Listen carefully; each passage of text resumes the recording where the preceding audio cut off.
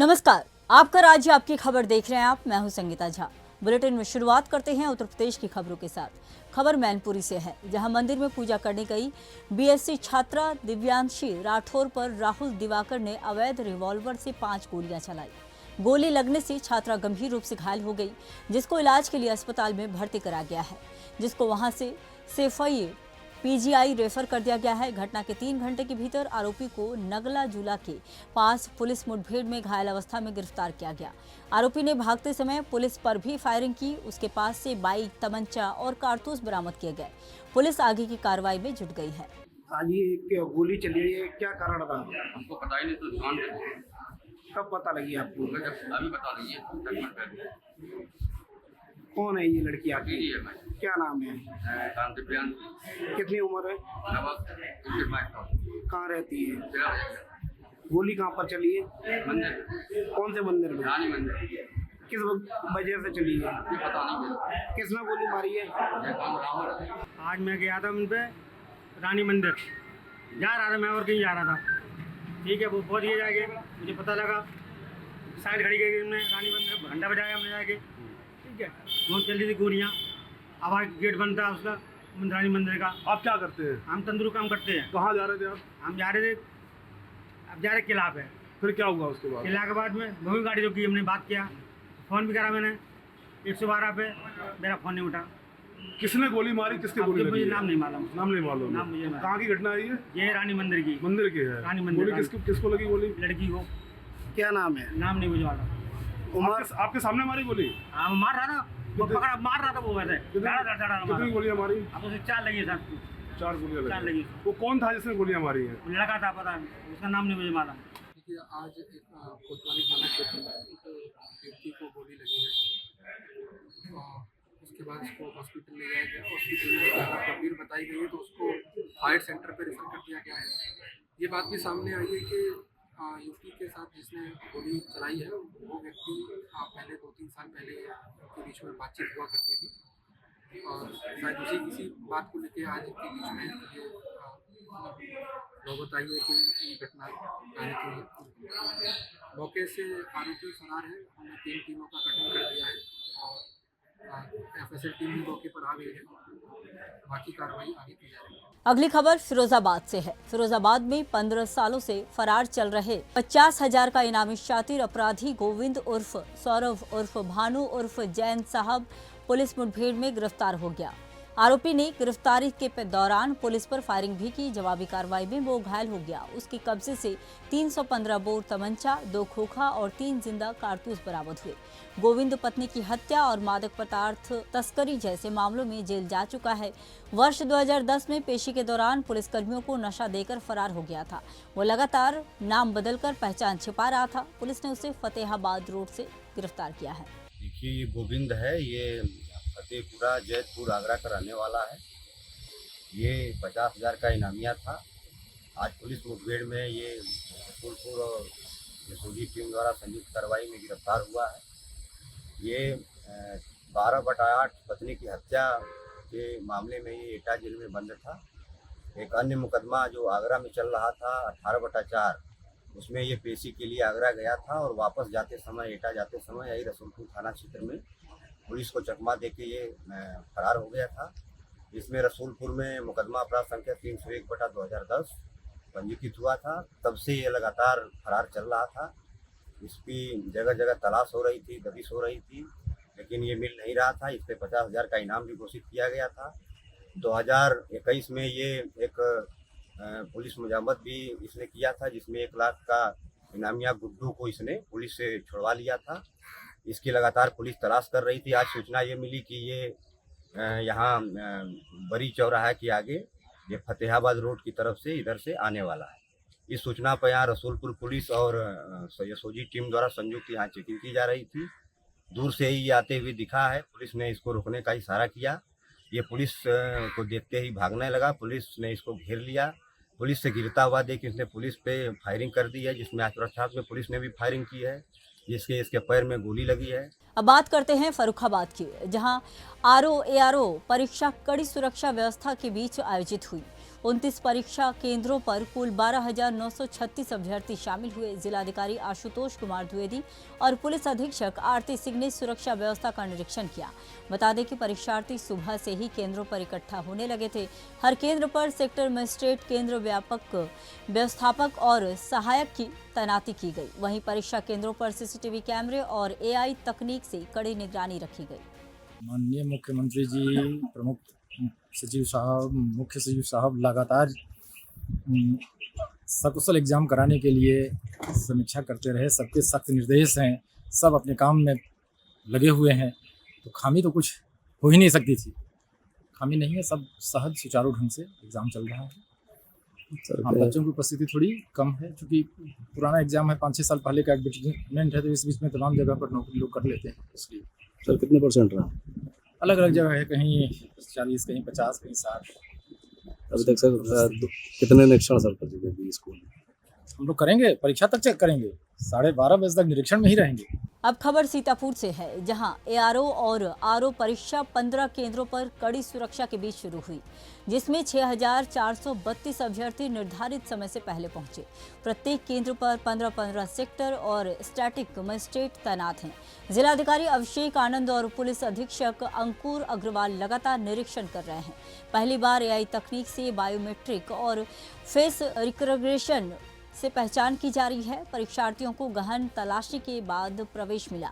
प्रशासन की कड़ी व्यवस्था से परीक्षा शांतिपूर्ण संपन्न हुई। अगली खबर यूपी के सीतापुर से है। सीतापुर से माताजी मंदिर में सांप्रदायिक उन्माद फैलाने की कोशिश का मामला सामने आया, जहां सुबह पुजारी ने पूजा के लिए पहुंचने पर देखा कि मंदिर की मूर्ति खंडित है, ध्वज और कीमती वस्तुएं गायब हैं। मंदिर प्रांगण में मांस पकाए जाने के साक्ष्य मिले।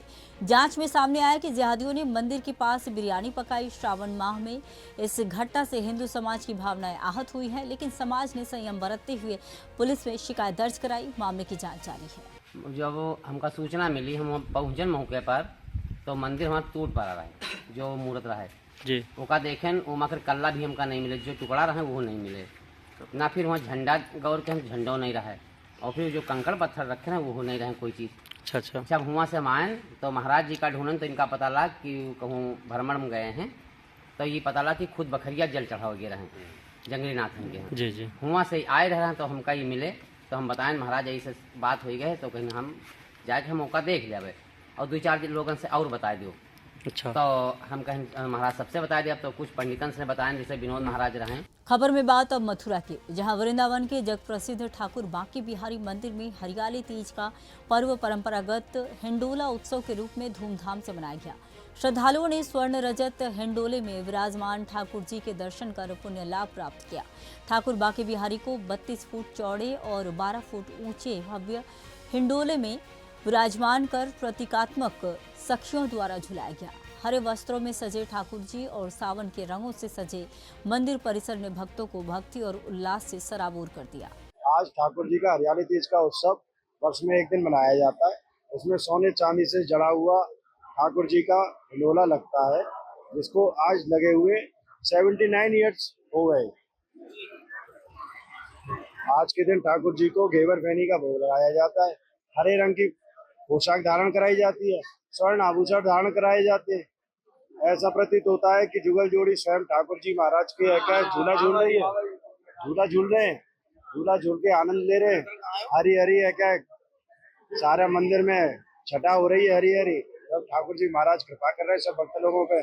भक्त लोग है क्या है अभी इंतजार कर रहे हैं कि ठाकुर जी कब उनको स्वर्ण हिंडोले में दर्शन दें। हमारे लालजू और हमारी लालजी आज के दिन, हमारी लाडली जी आज के दिन झूला विराजते हैं। साल में एक ही दिन होता है जब वो हरियाली वाले दिन बाहर आते हैं और स्वर्ण हिंडोले में विराजते हैं और सबको अपने दर्शन देते हैं। तो आज का दिन इतना सुखमय होता है, सावन का यही दिन होता है जब हमारे लालजी हमारी लाडली जी को झूला झूलाते हैं।